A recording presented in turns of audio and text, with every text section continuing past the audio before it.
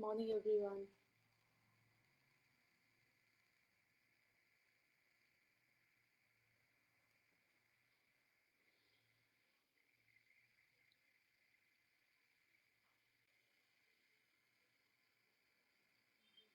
Good morning.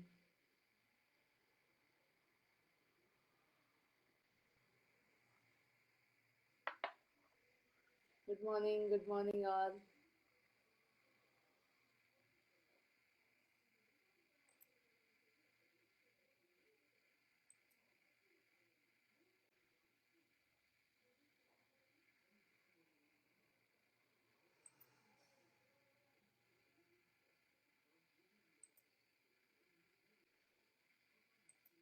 Good morning.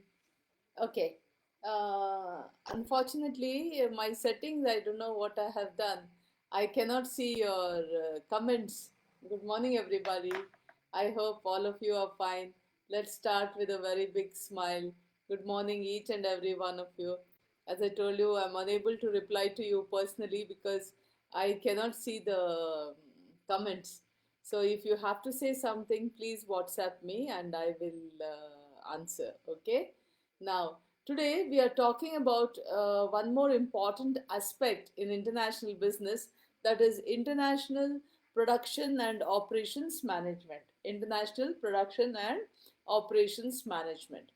Now, you see, when a multinational company leaves its own home country, see, if it's say, suppose there is a multinational, Indian multinational, we call India its home country.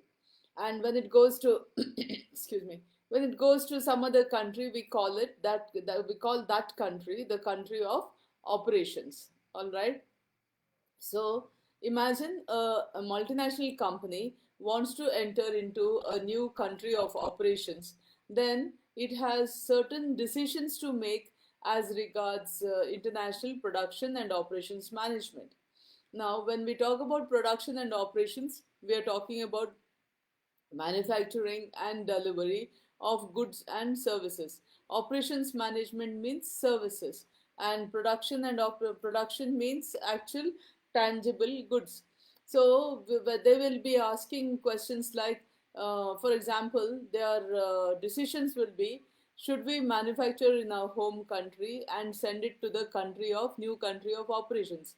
See, what happens is, if they manufacture the goods in their own country and then send to the country of operations, suppose the goods are very good and with good quality goods and they are priced reasonably, the people in the new country will start buying the products. That time, what happens is, the goods produced by that country or indigenously, like the people in that country, will face competition. All right, sometimes due to WTO and the most favored nation and all these kind of conditions, people are forced to open their markets, or maybe like World Bank and IMF have given loan on the condition that they open their borders to foreign investors and foreign manufacturers of goods. So it is this is not at all bad to have international business. But then the indigenous production, suppose it is not up to the mark, suppose it is the raw material is costly or labor is costly, then the cost of production of the indigenous goods of production becomes heavier and costlier than the foreign goods. So people will say the foreign goods are, better quality and cheaper. Why don't I buy this? So that time, what happens? Indigenous manufacturers will approach the government for help. They say you have to do something, and then the government will put tariff barriers. Tariff barriers means barriers where you have to pay, financial barriers. Okay, like octroi, near the borders, some kind of duty, ad valorem. That ad valorem means on the value of the goods, there will be some this thing duty. So all these things will come on the on the foreign goods. So when these duties are added, they have to be added to the cost of production or the cost of distribution and selling. Okay, apart from the actual cost of production, cost of distribution and selling also attaches to the cost of sales. So the sales price minus the cost of sales will give you the profit.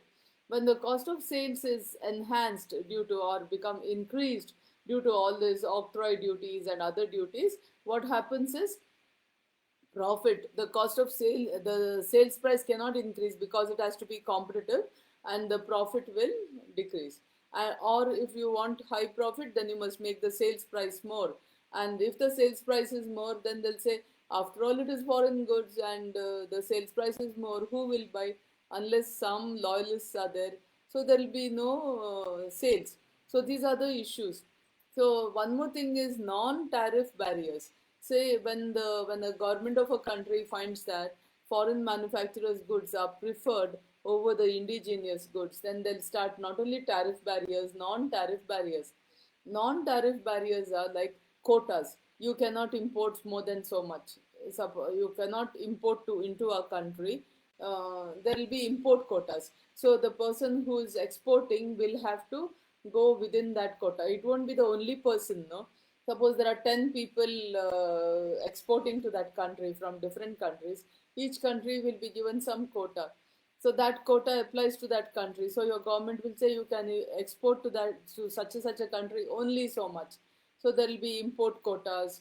Then there will be protectionist laws. Protectionist laws, like they'll say you have suppose this was what happened with Honda. See, when Honda went to US, they really, I may have told you this example before, I'd like to repeat it. When they went to US, they were worried that US will put protectionist non-tariff barriers on the Honda car. Suppose Honda was to manufacture the car in Japan in parts and carry it on ships to America. It is called CKD condition, completely knocked down condition. You take the car in the CKD condition to the United States, and then you assemble the car there and sell it there. Then what will happen is, for entry you will have to give in all the car parts, on the value of the car parts, sometimes ad valorem duty, something like this. The duties will fall on the car, so that when the car parts finally reach America and get assembled, they become much more expensive than the American cars. So what Honda did is it started manufacturing in Cincinnati, or I think Cincinnati, in the US. Okay, they established a factory in the US. Now you will understand, by what I've been telling, the dilemma that a foreign manufacturer or a foreign MNC faces when he goes into a country of operations.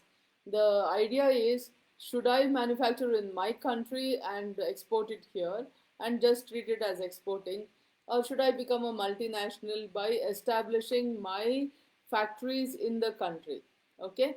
Suppose they establish a factory in the country, it becomes foreign direct investment.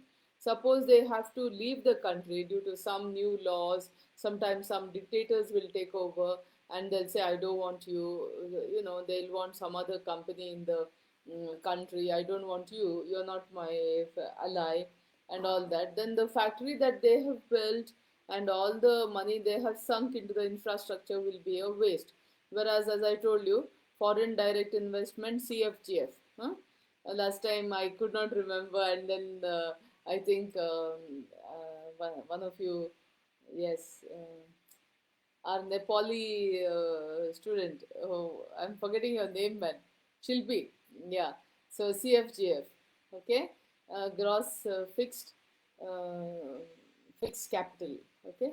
So that CFGF increases when of a country increases when there is foreign direct investment.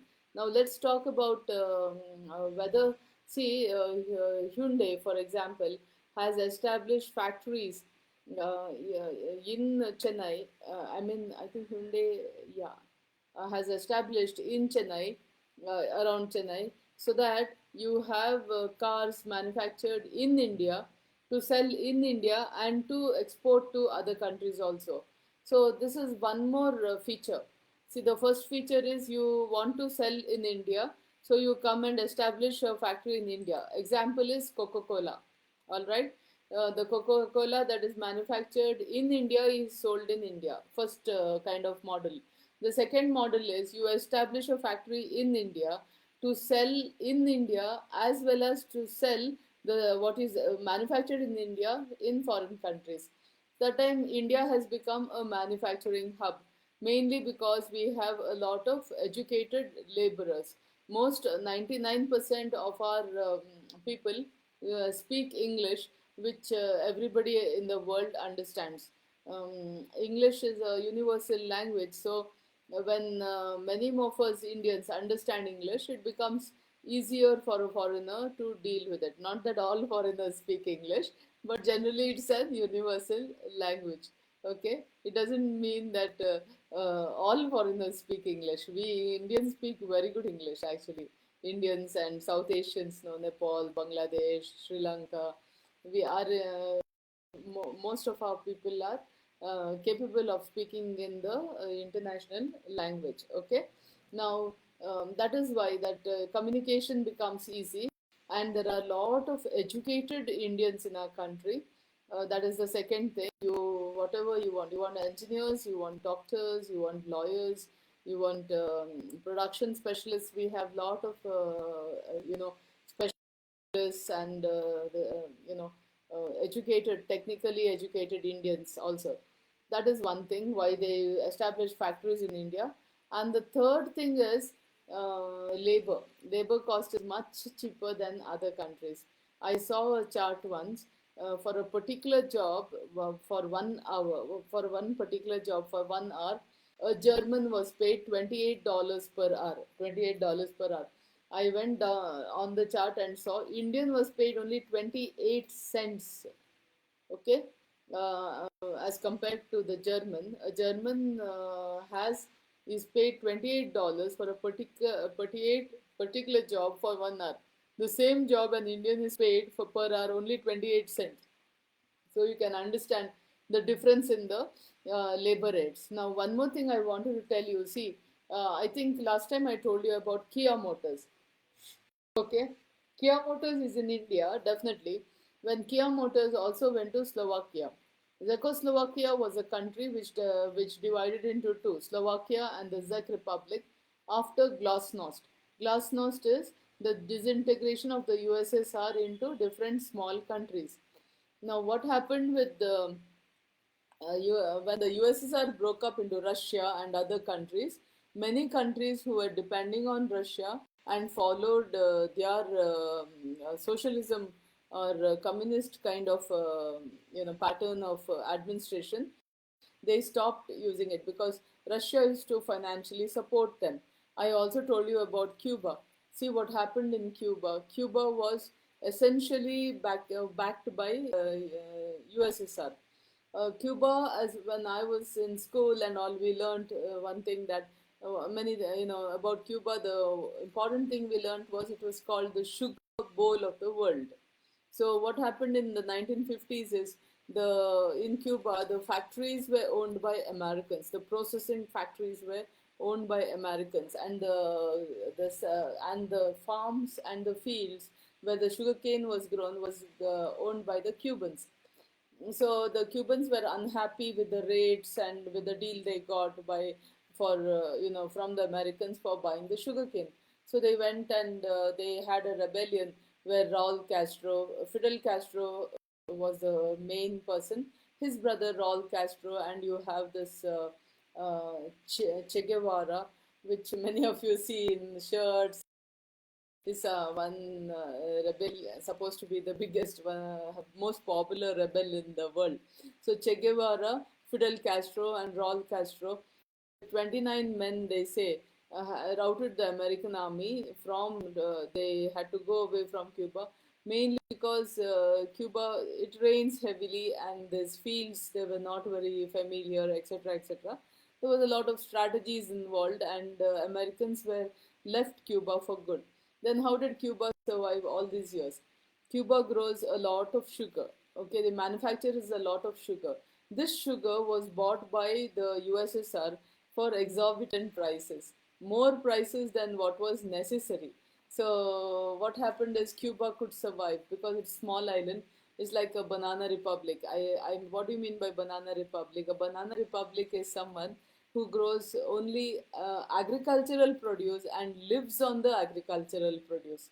Okay, they survive on the agricultural produce. So that is why many countries which survive on only literally bananas and maybe fruits and sugarcane and rice and all, they're called banana republics, not to make fun of them but to identify them as agrarian countries, okay, agrarian economies.